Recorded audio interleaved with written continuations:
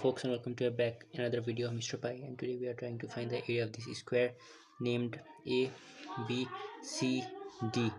Let's point this name as E F G H. Okay, now what we can do is let's assume FB to be X. Okay, if we assume FB to be X, then we will draw a line perpendicular point from point F to the line DC. Okay, so this part will also be equal to X.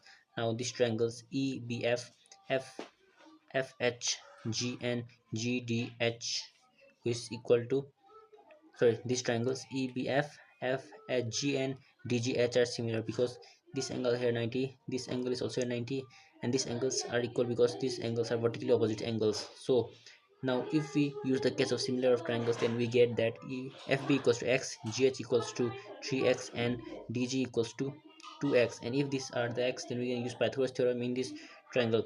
So if we use Pythagoras theorem, that we can use this FH whole square plus GH whole square is equal to FG whole square. FH is equal to BC is equal to 3 4 5 6 6x whole square, that is 36x square, plus GH equals to 9x square equals to GH get 3 is 9. Okay, we get 36 45 x square is equal to 9. Okay, x is equal to 9 by 45 square root, that is 3 by 545, that is 545, 3 over root 5.